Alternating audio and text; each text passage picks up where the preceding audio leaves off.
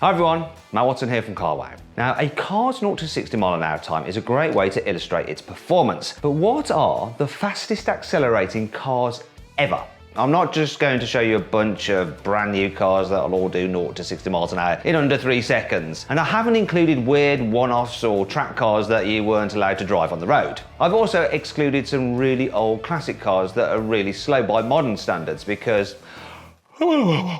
So instead, I've gone through and found the 10 most recent production road cars that all held the title of the world's fastest accelerating car. This means that I'm going to start with one car from the 1970s because going further back is going to be a little bit too laborious. And whatever car broke that car's record becomes the next one on my list. Anyway, let's crack on with the CarWow roundup of the quickest accelerating cars of all time.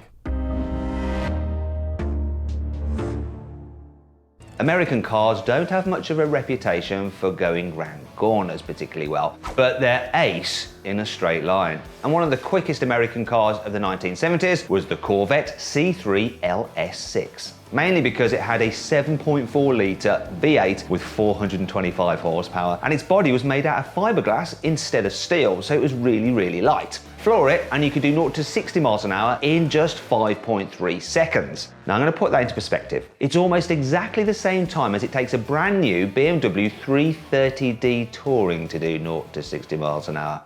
Still, modern diesels are quick, and you can bet it's much easier to launch the 3 Series though, because it gets an 8-speed automatic gearbox. The Corvette came with a 4-speed manual with a really heavy clutch, and obviously was rear-wheel drive. Porsche has been sticking turbos on cars to make them go faster since the 1970s. The very first turbo car they made was called the 911 930 Turbo. It got a 3-litre turbocharged flat 6 with 260 horsepower. Okay, that doesn't sound like a lot these days, but as with all 911s, having the engine in the rear meant that all the weight was pushing down on the back wheels. This gave the car lots of traction away from the line, and that's one of the reasons why it could do 0 to 60 in just 5.2 seconds, which was seriously quick back in the 1970s. Porsche gave the 930 Turbo a bit more power as it got older, so by 1984 it had a 3.3 litre flat 6 engine with 330 horsepower. With that engine it could do 0 to 60 miles an hour in 4.6 seconds. That's almost exactly the same time as a brand new Porsche Macan Turbo does it now. If you thought the 930 Turbo's 0 to 60 time was impressive for an old car, you ain't seen nothing yet. Next on the list is the Porsche 959. It might look a bit like another 911, but it made the 930 Turbo seem about as high-tech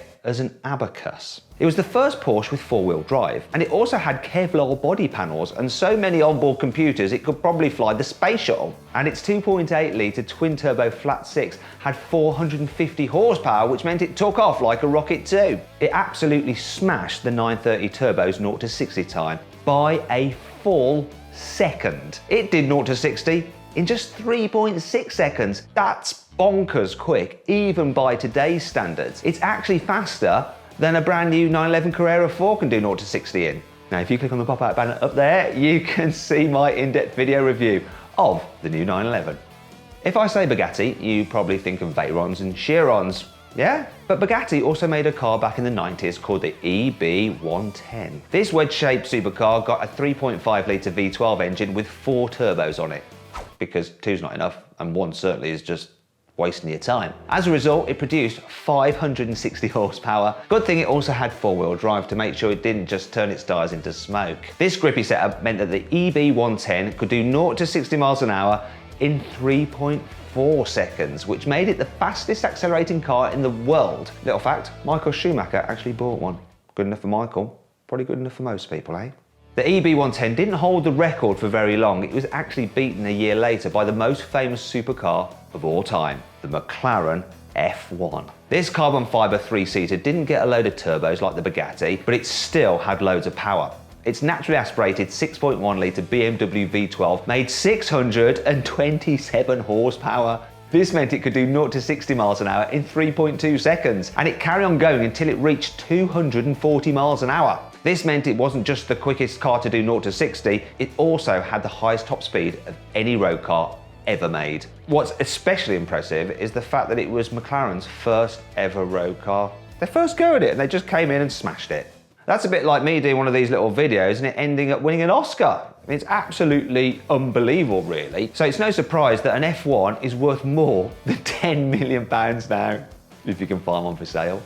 The Mclaren F1 would hang on to its record for a whole decade, and the car that eventually beat it was the Ferrari Enzo. The Enzo's 6-litre, 660 horsepower naturally aspirated V12 has a bit more power than the F1's V12, but the biggest difference was that the Enzo got a robotised manual automatic gearbox with paddles instead of a gear lever and a clutch pedal. This meant it could bang through the gears faster than any human, and of course, it had a launch control system. This meant the Enzo could do 0 to 60 miles an hour in just 3.1 seconds. The only problem was that you couldn't keep launching an Enzo all day. That would just knacker the clutch in the robotised gearbox. And you can imagine just how much that will cost to replace. Now, if you click on the pop-out banner up there, you can watch me race a Ferrari Enzo against a Ferrari LaFerrari.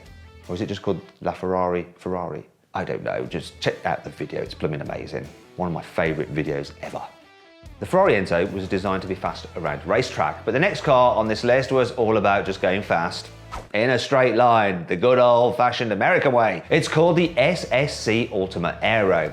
Yeah, it's quite catchy, that's why no one remembers it. But back in 2005, it was the USA's answer to all those flashy European supercars. It didn't get some revvy naturally aspirated V12, nor a high-tech flat-six turbo. Instead, it got a good old 6.3-litre supercharged V8. Yeehaw, boy! Sorry. But don't go thinking it was down on power. This mental creation made 798 horsepower.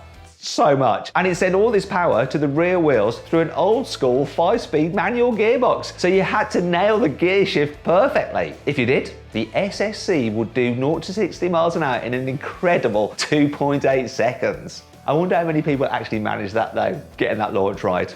Probably very few. Unfortunately, the SSC didn't get to enjoy being the quickest accelerating car in the world for very long, because later in 2005, Bugatti launched the Veyron. You probably already know that the Veyron was designed to beat the McLaren F1's 240 mile an hour top speed record, which it did.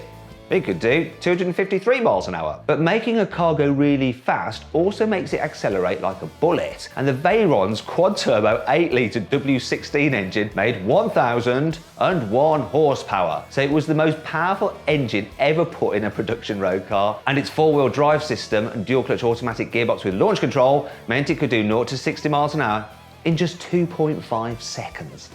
2.5 seconds.